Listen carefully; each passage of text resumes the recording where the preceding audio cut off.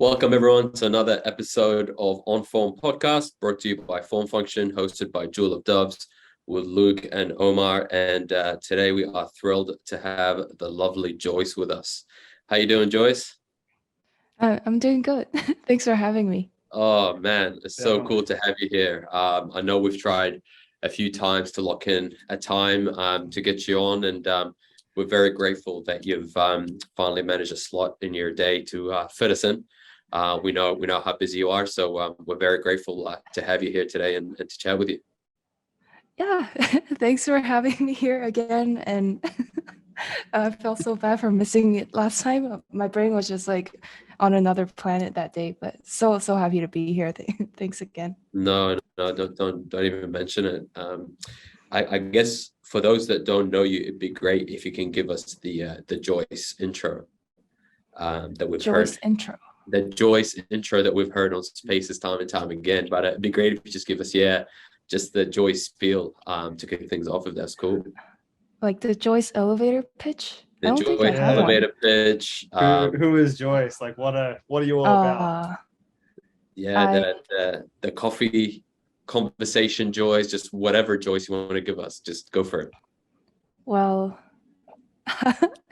I'm a I'm a human female.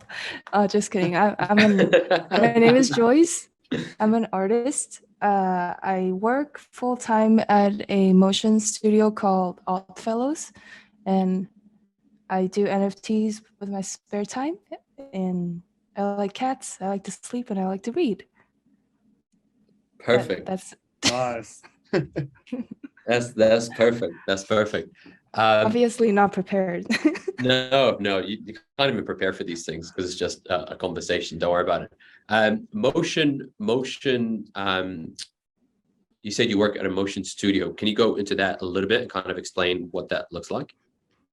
Yeah, so my day job at the studio, I'm a senior designer, and our studio work on mostly like really short animated spots for marketing or branding, just like commercial spots for various different clients like Google, Facebook, and sometimes we get the more creative people, I guess, like FX. We get a bunch of different clients, and as a designer, I mostly do the still design, so I don't actually do any of the animating. Okay. Oh, interesting. So yeah, That's cool. I usually help with the concepting phase, like concepting, storyboarding, gathering Yep. mood board, and Yep. then designing like still frames, and then we pass it on to the animators for animation. Oh, cool. So you also control the narrative of what the animation is going to look like end to end, or do you usually get a brief from the client? We usually get a brief. It's usually we get a script or Okay. just like a really short concept. Yep. And we'll go out and flush out the storyboards from there. Right. Okay. And how long have you been doing that part of your job, or I guess your 9 to 5 journey so far? It's going to be my 4th year in November. Oh wow. Okay. Yeah, cool. So you've been there for a while. So were you doing animation before that job, or did that kind of get you into that sort of animation spark kind of from there? So I went to school for art. I went to Art Center College of Design in Pasadena. And originally I studied like entertainment arts, wanting to get into like Disney, Pixar, or DreamWorks, like big studios like that to do visual development. But then I quickly learned that with my tendencies to get bored with sticking to like one style, I needed something more fast-paced and just like flexible, I guess. So I looked into motion design towards the end of my college years. Yep. And then after school I just like freelanced a little, and I was really lucky to be picked up by Oddfellows. I think 5 or 6 months after graduating, and I've been there ever since. Yeah. Yeah, crazy. Yeah, awesome. Okay, so Did you actually go and apply, or were you headhunted, or how did you land that job? Yeah. The funny story is I actually applied twice. So the first time I applied, it was like right out of school. You're just like really terrified you're not gonna get a job. So you're just shooting your portfolio and your resume out to anybody. And I was copy pasting the same email. The same name probably from the first email. Yeah, and right before I was emailing Oddfellows, which is like one of my dream studios, I was emailing Chromosphere. And so I was like, hello, Chromosphere, blah, blah. My name is Joyce. Here's my portfolio. I would love to have a job with you guys. And my dumb ass just like copy pasted that email, send it to Oddfellows without checking the name. And then, and then of course I didn't hear back. So I was just like, fuck, I screwed it up. Oh, is it okay if I say swear words? You can say anything. You can say anything you want. Yeah, go for it. Okay. Yeah, I didn't hear back because I screwed up. So after that, I just like freelanced a little bit here and there. And a couple months later, I just decided, like, I'm gonna try again. Hopefully they forgot. And this time I got a reply. I applied for their internship and I got it.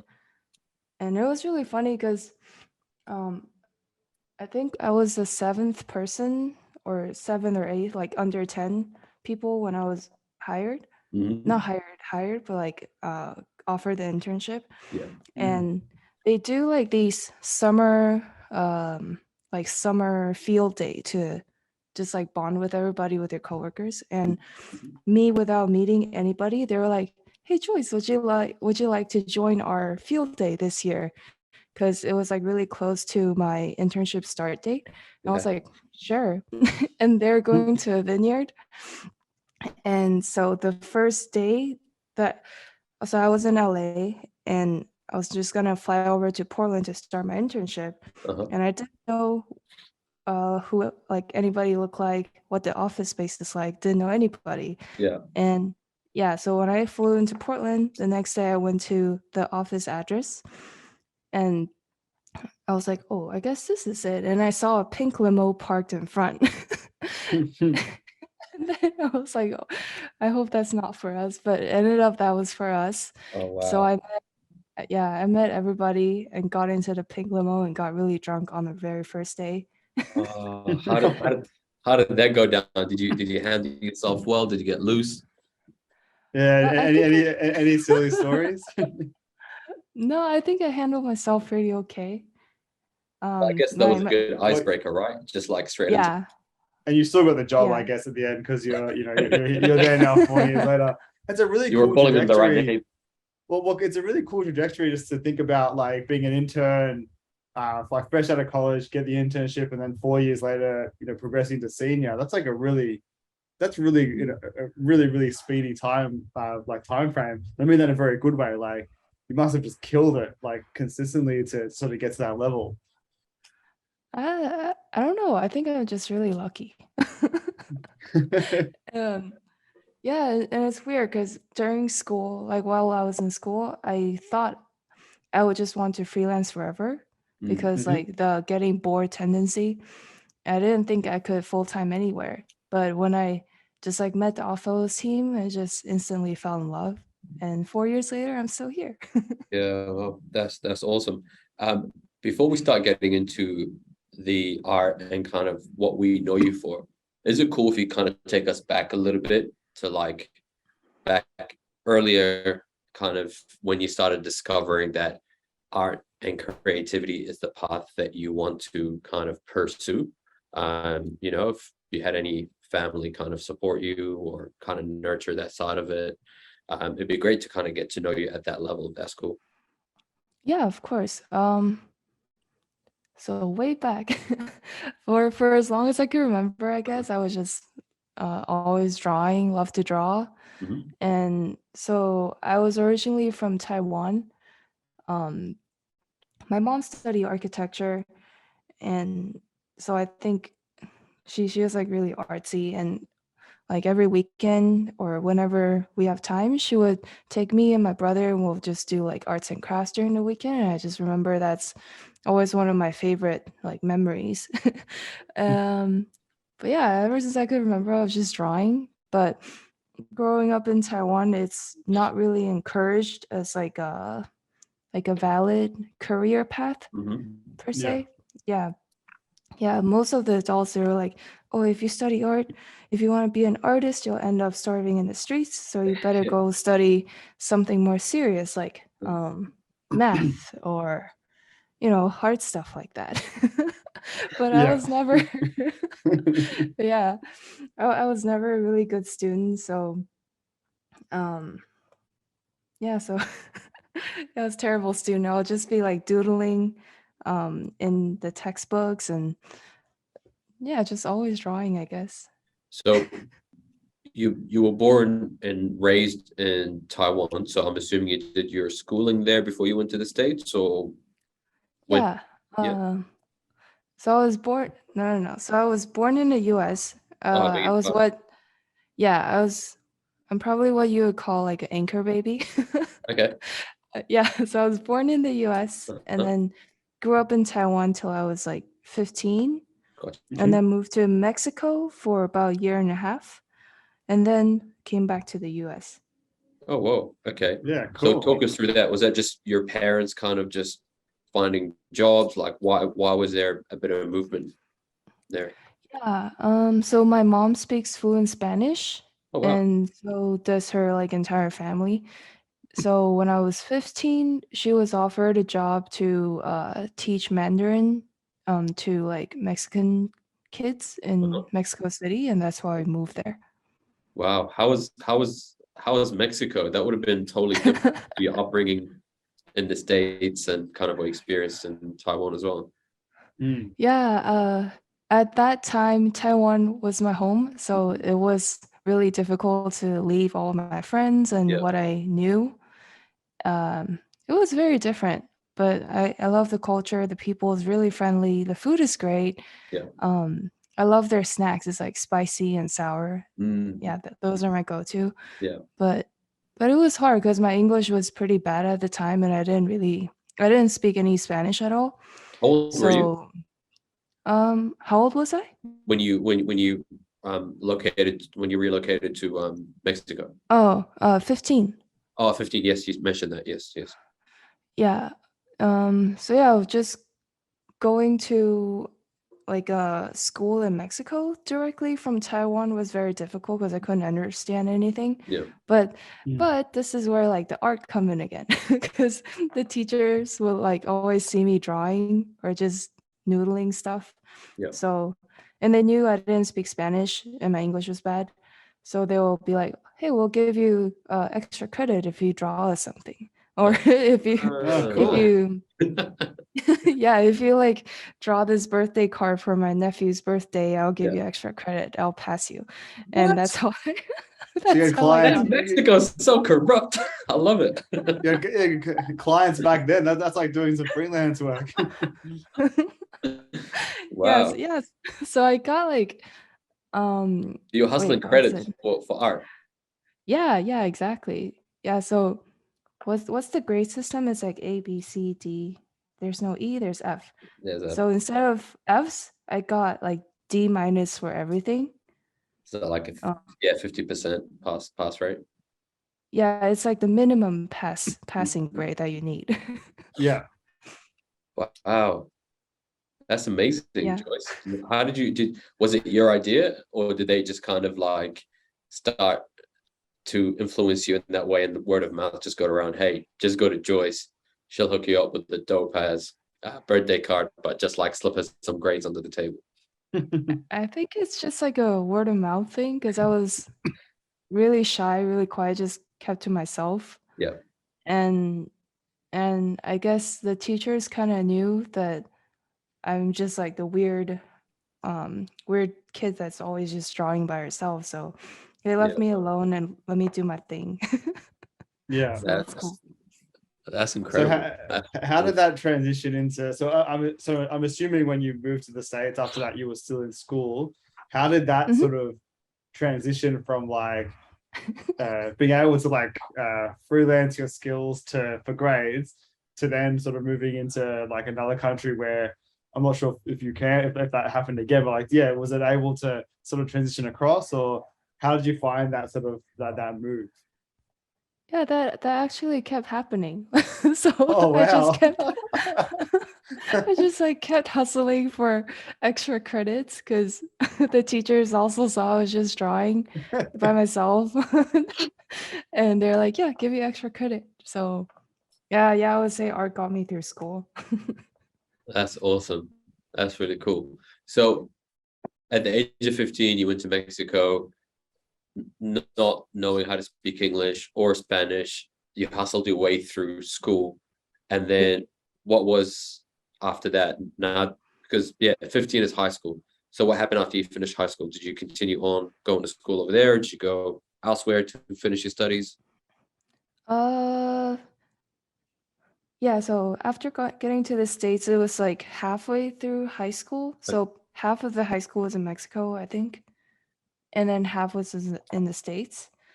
But yeah, after that, I still try to apply to like the normal colleges, like all the other people, because I was like, oh no, maybe that is what you have to do to survive in like the real world. You have to go to an actual school. Yeah. Yeah. But of course, I got rejected everywhere because my grades were terrible. And And those are your the grades from Mexico that you brought over with you to like your transcripts to the States. yeah, so Okay. yeah, those transcripts stuck with me for the entire time. And then my grades were still bad after coming to American high school. Yeah.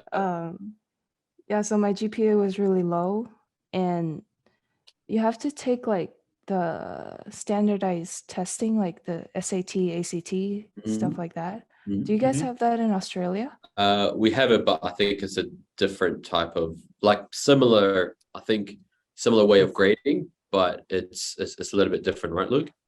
Yeah, it's the same like same system, I guess, in terms of using that to average you out to rank you into what school or what college or university you can go to.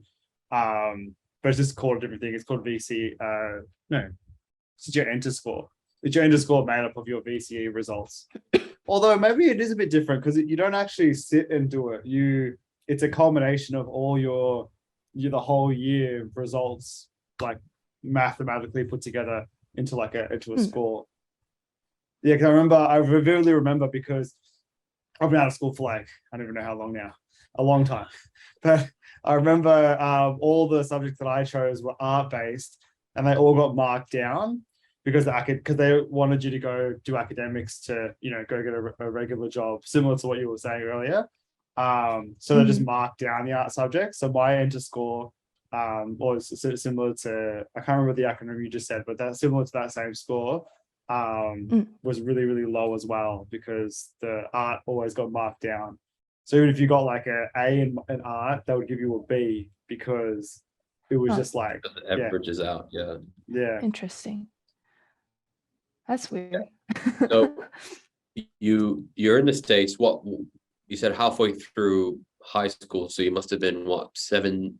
No, not 17. 15 you would have been. So what age were you when you located to when you went to the States? I think around 16 or 17. Okay, 16, 17. Went to the States, tried to apply for schools, but you weren't successful. But you were still kind of doodling and kind of doing art on the side, or? Yeah. Yeah, all of the classes that I took were my favorites, are like art related. So ceramics, art things. Yeah. I forgot the name of the classes, but the teachers are all very, very encouraging, and I was very grateful. They were like, yeah, maybe you should look into art school. And that's what I did, like after getting rejected everywhere by the normal colleges. Yeah. Oh yeah, but back to the ACT thing. People were studying really hard for it. I tried looking at the practice test things and try to go to the after school study thingies. Yeah. It doesn't stick. I don't know. Yeah. And I when it hear was like Same actually at here. and then when I got to the actual testing site, I just like bubbled in random answers. So I just like quickly look through the questions. I'm like, "Ah, I don't know any of these. So I just like, okay, A, B, B, C, D, A, B, C. Just trying to hack the pattern. Yeah. you're probably making shapes by your answer as well. Probably. So hold on, you've got so your mom was teaching Mandarin, so obviously she's kind of gone through the has changed careers, more focused on academics and kind of teaching a language. How did that sit with your mom, given that you were kind of just not performing as well as you should be in school? Like, did you feel any pressure from her? Was she still supporting? Oh, my mom is my rock. She's always been like the biggest cheerleader. So anything that me or my brothers wanted to do, she's like, yeah, you go pursue it. You want to do anything, just do it to the best of your ability, and I'll always support you. So I was always like super, super grateful. But my dad is a little bit different. So I guess when I was younger, he always hoped that I would be better at academics, especially math. But then after this one incident, he just gave up. So it was like, What was I the think incident? it was middle school till like the very end of middle school. So in Taiwan, people take math and like languages pretty seriously. Yeah. But there was this one, it was like a big test at the end of the semester. There was like 100 questions that gives you the full grade was 100 points. Uh-huh. And that out of that 100 points, I only got 3. And from that 3, I guessed the answer because it was multiple choice. And after that, my dad just gave up. Sorry, this is So funny. bad. It's multiple choice, and yet you still got only 3 correct. Like even the odds don't work well with you when it comes. I know. Oh, that's hilarious. That's so good. It is kind of inspiring though, because it makes me think about that sort of you know, that thing where like if you like chores around the house, like if you want to get out of it, sometimes you purposely do it poorly just to not have to ever do it again. It kind of sounds like that. Like it's not a bad Like idea. self-sabotage.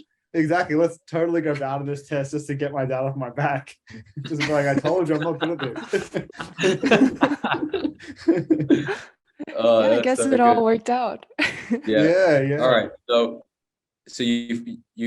you went through school, you took mostly art classes, and then how did that kind of progress the next level of your education, I guess? You guys call it college, we call it university.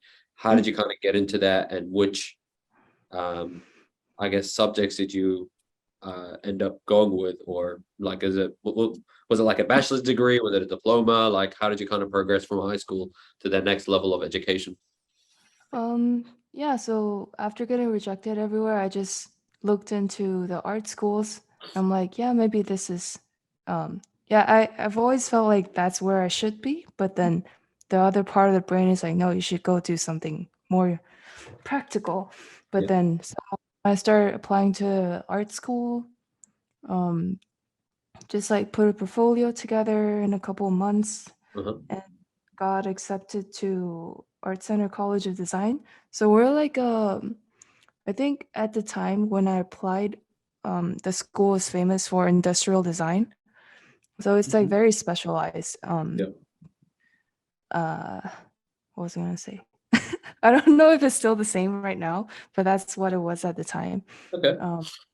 But when I got there, it was the first time I was like, wow, this is amazing. Like all of these people are like-minded people and like are all equally driven as well. And my favorite part, the first day at orientation, the president of the school came to speak with us, and he was like, I have good news. You never ever have to take math class again. I was just so happy.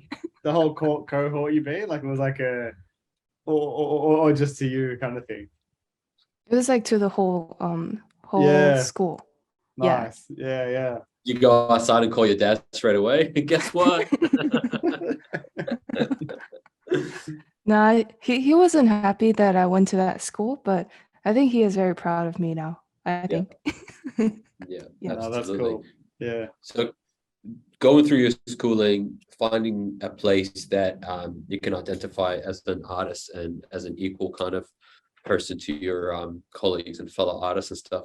How did you start to develop your style of art? Because when we look at marketplaces and specifically Formfunction, when we look at your art there or what you put out on Twitter, like it's a Joyce piece, like you can't escape it, you know. It's very distinctive. So how did you kind of get to that level? Did that develop during your years of education, or was it after? Kind of talk us through your artistic journey, I guess. I think I've always had a lot of trouble finding my style or a style that I would call my own. Yeah.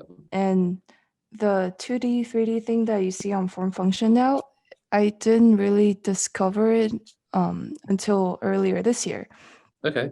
So, yeah, I think I just like to try different things, and I see different things that are beautiful. But like, oh my God, that artist's work is so good. How did they do that? And I'll try to like analyze it, be like, oh, is it using line, color? What kind of tool everybody is using, and just learning as much as I can as I go. And I think for my job, I also have to be really flexible in terms of style. Right. Yeah. Because every client job is a different style and you have to Of course. adapt very quickly. Yeah, so I never really had my own style. So when it came to like NFT space, I was just felt really encouraged to try something new. Okay. So I didn't animate before either, and I was really scared of like 3D programs because there's like so many buttons and it felt really technical, so I always just shied away from it. Yeah. And it was around last December-ish that it was from a job, and we had to do like this whole city scene, and one of the art director freelancer, he was able to just build out a set and very quickly like take multiple compositions from that set, where I was just doing one really shitty sketch like that entire day.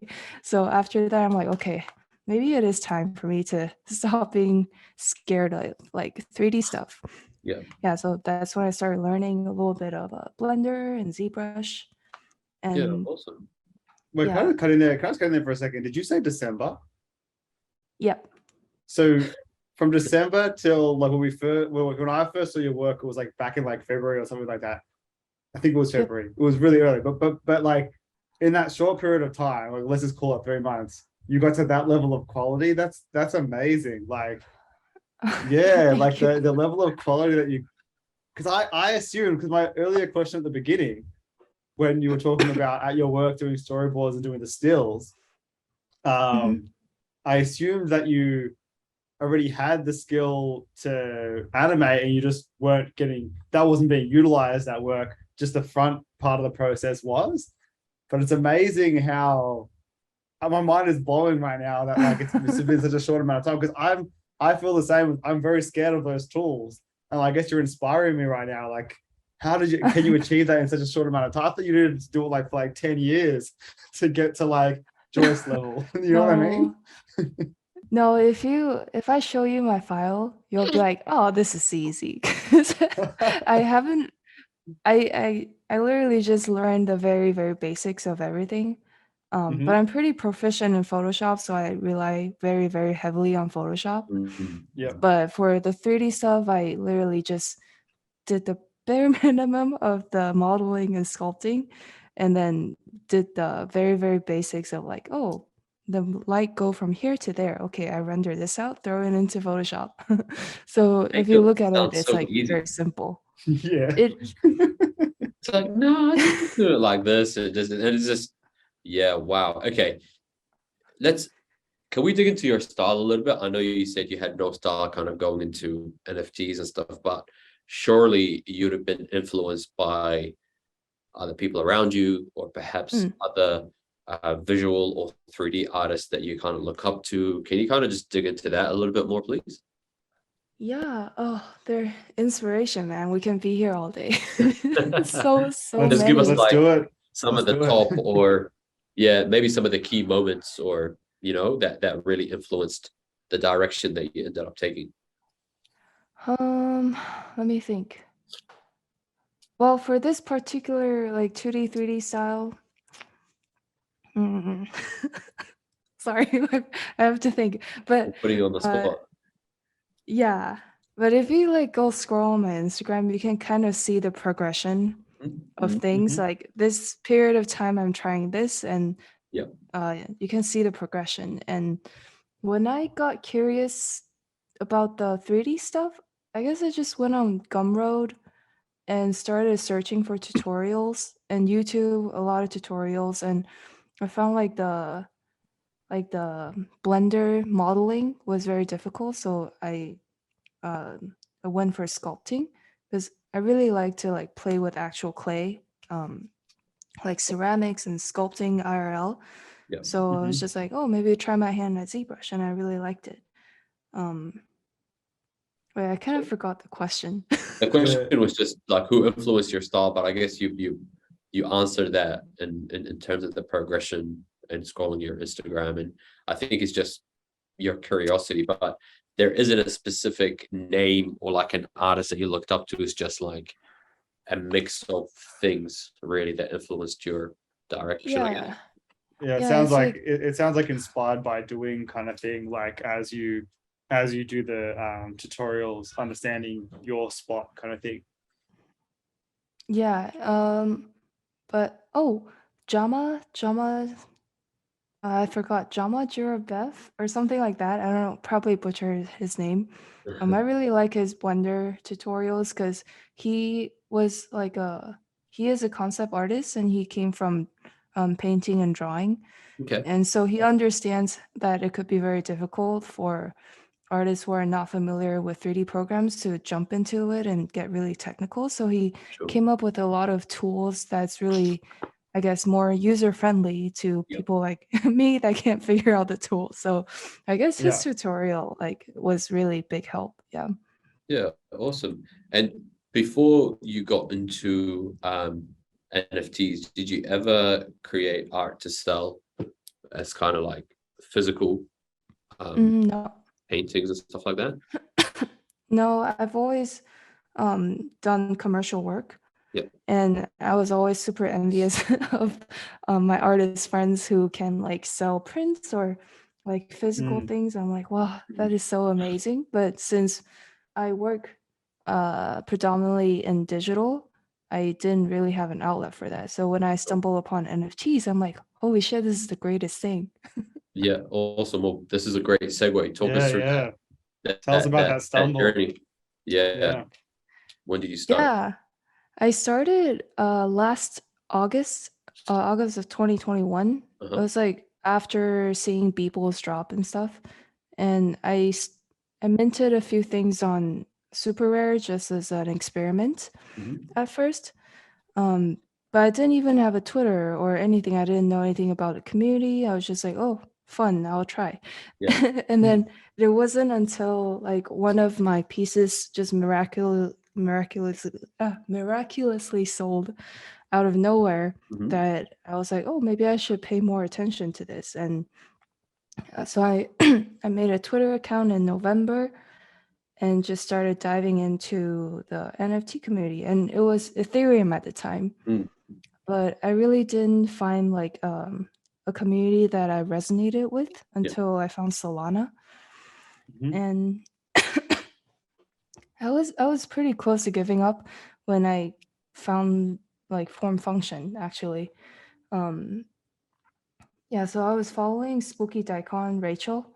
Yep. And I saw her first drop with Formfunction. I was like, what is Formfunction? Never heard of it. And what is Solana? So I just hit her up and be like, hey Rachel, what is what is Solana and what is Formfunction? How do? So You she guys walked me friends through it. outside of NFTs, or you just randomly hit her up? I randomly hit her up, but I was following her on Instagram before this. Gotcha. So I was familiar with her work. Yeah. But yeah, she was very kind. She just walked me through it, and yeah, got onto their Discord and just started chatting with Catherine about Hunter x Hunter, but I didn't know she was the founder at the time. Right. And and she was like, "Oh, we'd love for you to be our second wave, like drop people." I'm like, "Yeah, of course, I would love to." Awesome. Yeah, and yeah, it just felt like stars aligned almost, because yeah, right before that I was shilling on ETH trying to sell my work with no luck, and it was a little bit depressing and I was almost giving up. But so there was one point I'm like, okay, whatever, I've always been doing art, I'll just keep doing art and experiment. Maybe this is the time I'll just try something new. And that's where that 2D 3D thing came about. And when Catherine was like, hey, would you like to be our drop partner for a second wave? I just happened to have like 3 pieces ready and I wasn't planning on selling them. But stars just aligned, right place in the right time, got lucky. And which series was that? The 3 pieces?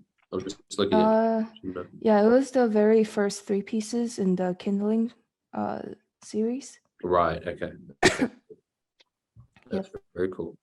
It's cool how that all sort of fell into place, like seemingly so organically. Like I'm sure there was like lots of work in the back end to like to bring that forward, but like just talking to people in the Formfunction Discord and getting to know people, like there's a lot of like hidden work, I guess, that happens. But yeah, it's really nice to hear that how that sort of came to be. Like with Catherine, like a similar thing happened to me. I was speaking to Catherine. I knew she worked at Formfunction, know that she founded it and was a CEO. And I remember I was about to mint on Holoplex because I thought I got rejected from Formfunction. And I just like, oh, I better just like, I'm just gonna just Discord her, sorry, in a DM and just ask. And I'm so glad I did, because she was like, oh, no, it's just taking a little bit of time. We definitely want you to come on board. Oh. And I feel like, as you were saying that, I was just reflecting myself and thinking to myself, because Holoplex, like no disrespect, is really, really bad to mint on.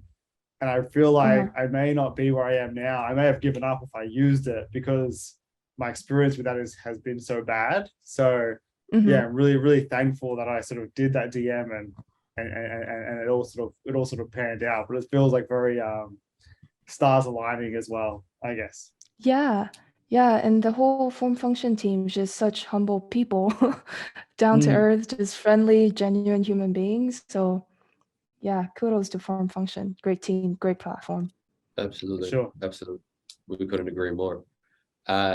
So you minted your first 3 pieces on Formfunction as your kind of debut pieces on Solana. How did that go?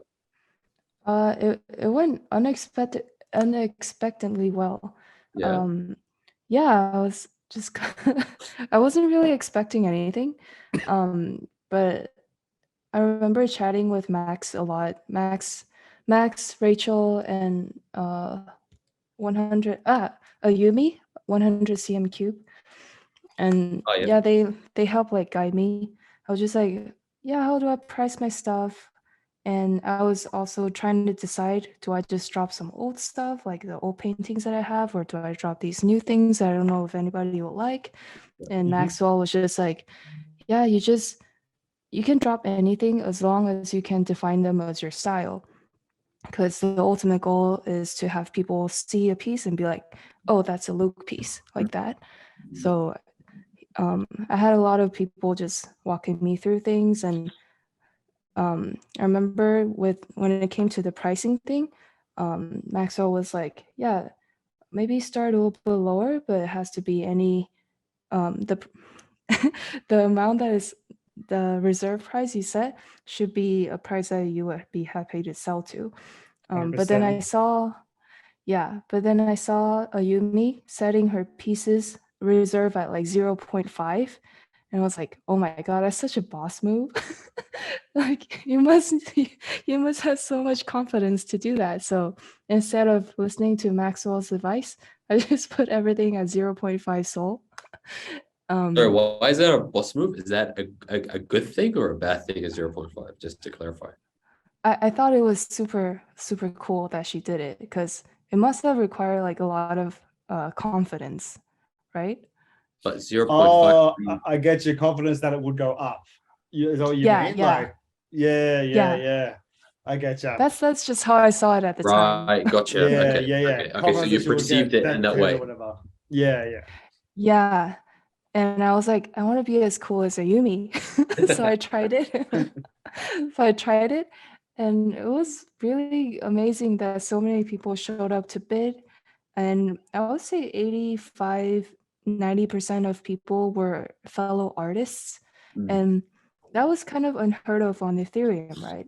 Yeah. From what I saw, like Foundation, Super Rare, most of the buyers or collectors were like big whales, because the gas fee is so much, artists can't really afford to buy much. Exactly. So I was just completely blown away. And I like started collecting too after my first auctions, and just feels great to be able to like support each other on like our journeys. Yeah. No, that's Oh, brilliant. definitely. I mean, seeing what you've done in this space and seeing how you've managed to lock in your own style, it's been amazing, because also you've done a bunch of collabs as well, haven't you? Collabs. Yeah. I've done a good amount, I think. Yeah. But some of them just kind of died. Well, What do you you mean? win some, you lose some, but what Yeah. I've seen so far in Formfunction, like it's stuff that I could ever dream of betting on in this day and age, as opposed to when you first started out, because they're just skyrocketed. Oh yeah, talk- when you bought the first time you bought one of my pieces, I was like starstruck, like, oh, what the hell? Oh. Joyce bought something of mine? This is crazy. I've been a fan for a while. I was just like waiting for the right piece, and when I saw the Esther dancing, I'm like, I must have it, because I'm also a fan of Cat. Yeah. She is really special in terms of like getting Esther and making her move. Like, yeah, she's the only person or the best person I've seen make Esther move for sure. Yeah, she's amazing. So talk us through some of your other drops. You've got the Critters, X Joyce, and I think the last 3 drops, right? The Kindling as well. Yeah. Yeah, so aside from the Kindling collection, I'm working on Critters now. I mean, there's still 3 pieces left in the Kindling collection, but I'm putting it on pause while I work on PopHeadz, because that's like taking all of my time. Yeah. And yeah, so Critters, they're just these little creatures that are just loving life, I guess. And it is the project that I usually have a bunch of projects going on at the same time, and I kind of rotate them through when I get bored of one or get tired of working on one. Yeah. And Critters is the one that I go to when I want to take a break, because just like drawing something silly, make it do silly things, just make myself really happy. Yeah. Yeah, so there's going to be 99 critters total. Oh wow. And yep. So how many do you have on at the moment? I just did the first 4.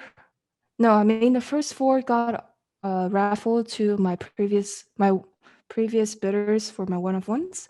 Yep. And I just released number 5 to 8, I think last week for auction, and they did like unexpectedly well. So I'm very, very grateful.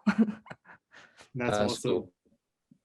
Cool. And yeah, so Critters is kind of your go-to, and you've got X Joyce, I believe. Is that the collabs? Oh yeah, that's just where I put like my commissions and like collabs with other projects, like champions and commissions. Yeah. Yeah, gotcha. Cool. Let's talk about PopHeadz a little bit, because that's totally different to what you do in terms of style, or even kind of the messaging behind it. It's a project essentially, isn't it? Yeah, PopHeadz, it's a 10K PFP collection. Originally started out as one of ones by Daniel Cheng. He's an amazing artist. Everyone should go check him out. Yeah, amazing. Definitely. And yeah, I guess this is another right place at the right time story. So a couple of friends like Duke, Ghost, which is Eric now, and Lawrence, we started the kitchen. And when the market was still doing really good, I was onboarding like a good amount of people, and Daniel was one of them, because I've been a big fan of his work for a really long time. I'm like, hey, you should try out NFTs.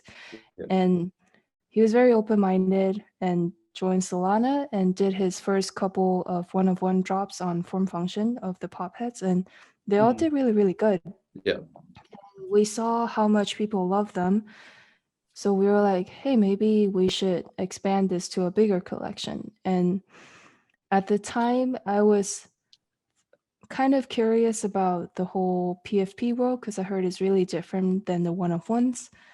And I was getting requests for, hey, could you work on the one-of-ones, like from random people? So we were just like, well, if you're going to work on it, 10K collection, you should work on it with people that you already have like trust with. So then we onboarded our dev Jiacheng and then our animator Tony, and that's our team. Yeah. Wow. Okay. So what's your role in the team? What are you responsible for? I'm mainly working on the art. So I've worked on another PFP, or like a bigger collection project before, called Tablelands, and that came to us as a client job from like Oddfellows. So I learned a lot on how the layering system works, how you need to just like keep files and all the number, just like a lot of learning from that project. Yeah. So a lot of what I'm doing, in the beginning, it was taking Daniel's work apart and trying to figure out, okay, how would this work in a layering system, and what kind of rules and guides we'll need to make, because we're going to have multiple people working on the same grid structure.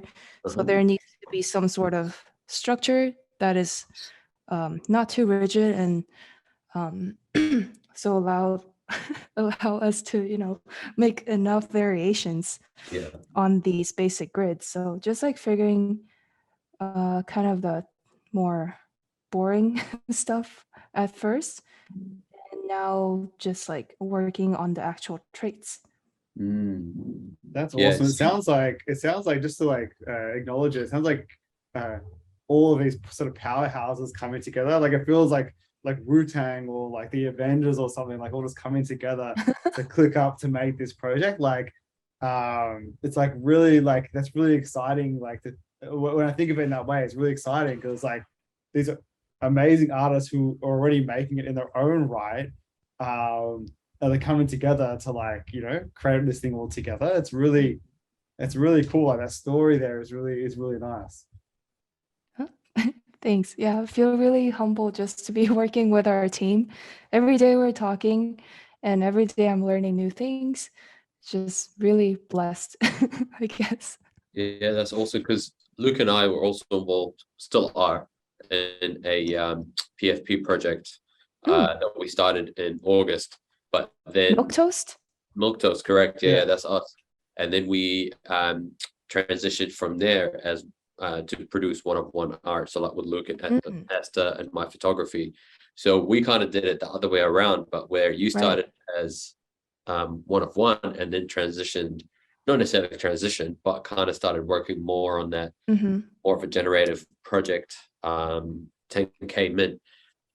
how does that mindset for you change from like focusing in on your own art and producing kind of your own identity and brand, and then having to shift to then do something for PopHeadz? Does that fuel you? Does that kind of take away from the creativity? How do you kind of balance the two? Um, I honestly didn't think too much about it at first when we started PopHeadz. I'm like, holy shit, this is so exciting, let's do it. So I Yeah. didn't really think too much of anything. Very much just jump into the deep end. Yeah. But now I do miss a lot doing my own personal work. Um, but I'm also having a ton of fun working on PopHeadz, but it is like a crap load of work. I could But I can't imagine, wait. yeah. Yeah, I can't wait to like get back to experimenting with stuff and doing stuff just for myself again. But right now, Critters is holding a line for me for on the Creators one-on-one is side. giving you that outlet. Yeah, for sure. Yeah. Yeah. It's crazy because when PopHeadz first made an appearance on Formfunction as well, it's like, hold on, what the hell is this? Like, again, it caught me off by surprise because it's different. But then, yeah, it was just people were actually very much interested in it and wanted it. And then the more I dug into it, they're like, okay, because of the faces behind it and the people that are don't get me wrong, the art is dope, but like when you dig into it and then find out who the actual artists are working on it, it kind of it's that kind of sprinkle on top, it's that seasoning to get you. Yeah, of course, I want to Right. mess with that. So have you guys gone out to market yet, or are you still just listing auctions on Formfunction? What do you mean? Like, have For you PopHeadz? actually released? Yeah, have you actually released that PFP project yet? Because there was some stuff happening on Formfunction, right? Like when you Oh guys were doing yeah. the banners and stuff and editions. Yeah. Yeah, so there are 12 PopHeadz, original PopHeadz that were auctioned off that Yeah. Daniel did. Okay. And then after that, we released the Ready, Set, Go banners. And and no, we haven't released the actual collection. We're working on Gotcha. it. It's going to be a couple of months. Yeah. Awesome. Yeah. Yeah. The cool thing about it, I think, is when you look at it, you can just see the show. Like, I don't know if there will ever be a show, but you can already see the animation. Like, you can see it. Like, it feels like, especially with the banners, or specifically with the banners, it feels very much like memorabilia from a show. Like, it gives you a nostalgic feeling just by looking at it. So I think Oh, that's that's where awesome. that's where that kind of strength is, I think, in terms of like like the popularity and like how much it's sort of blowing up and will blow up for sure. You can just see Fingers like crossed. the way everything, well, the trajectory is definitely there. Yeah. I don't see why not. Yeah, we hope we'll do good. And our animator Tony is amazing. I just want to give him a shout out. Shout out to Tony. He's also on Formfunction, and we used to work together at Oddfellows. That's how we met. If you haven't seen his work, go check it out. He's amazing. Yeah. Awesome. So you've got your own one-of-one kind of the critters side of things at the moment. That's your outlet. You've got PopHeadz, and then you've also got your 9 to 5. How does Joyce manage all those three things? Because as we know, the NFT space moves so quickly, and you've just got to be on your toes. And it's not just the creation of art, as marketing itself, as engaging on Twitter and stuff like that. So how do you kind of balance all these moving parts? At first I spent a lot of time on Twitter, probably too much, but Yeah. now nowadays I spend a lot less time on Twitter and probably not enough. I don't know. I'm still figuring it out. But of course my day job comes first.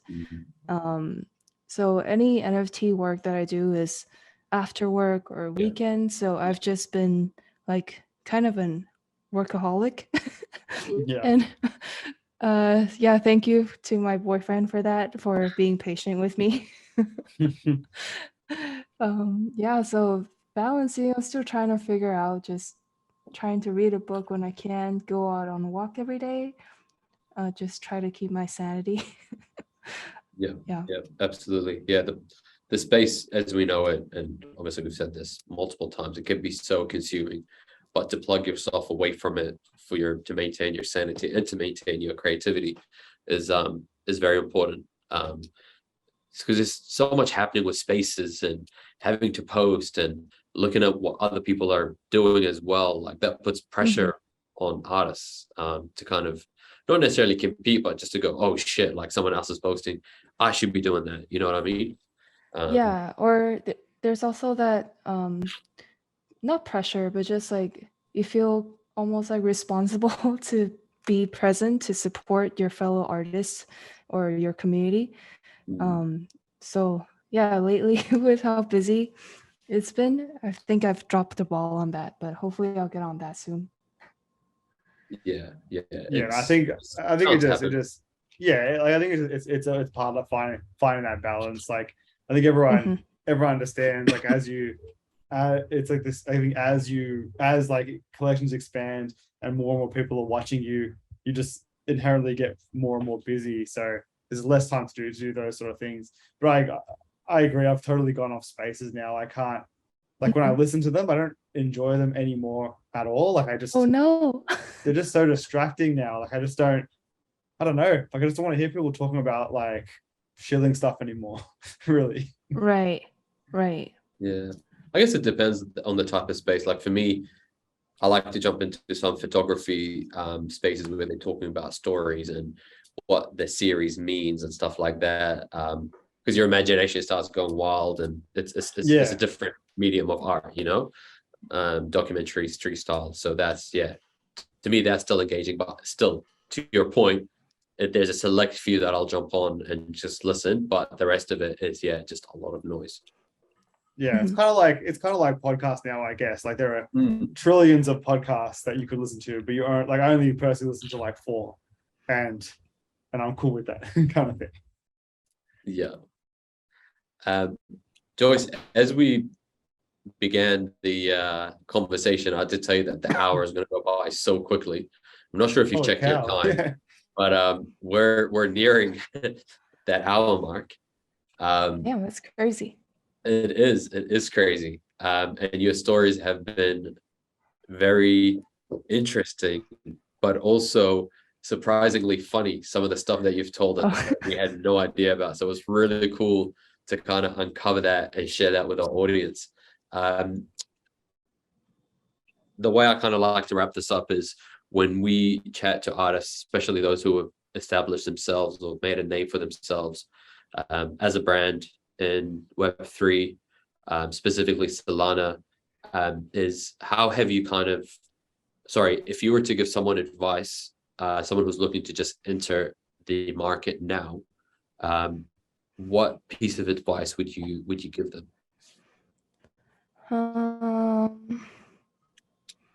I don't, maybe from speaking from experience, I don't know if it's good advice or not, but just keep an open mind, try it out before saying no. And when you enter the space, you really need to find that the very first few people that you resonate with. Like for me, it was meeting Duke and Shafika. We were all kind of struggling together, and we're just there encouraging each other, be like, hey, yeah, you should tweet something and I'll retweet it. Because I think for a lot of artist folks, Instagram was more natural, and it's like more images and so making the jump to Twitter could be a little bit jarring. It's like everybody could see what you like, what you say, and it's terrifying. But yeah, just finding that beginning crew, the people you really resonate with, and block out the rest of the noise. And don't worry about sales, because if you really focus on sales, it's really draining and depressing. Just like experiment, engage with the community. I know that's what everybody say, but yeah, I just gotta find the community you resonate with and focus on your craft, and I think the rest will fall in place. And just remember, we're all gonna die anyway, so just have fun. Yeah, true. Just play. Exactly. Yeah. Well said. Absolutely. For those who don't know who Joyce Liu is, or people who aren't in the NFT space, where would they go to find you? Are you cool to plug yourself? Yes. So on Twitter, I am Joyce Liu _art. That's spelled JoiceLoo_art. And then on Instagram, I'm Joycey Sketch. JOICE sketch. Yeah. And then there's like Linktree, you can see my portfolio. Yeah. Awesome. Awesome. Awesome. Well, thank you so much for being with us today. I know it took us some time to make sure that our schedules aligned, but I'm so glad it did.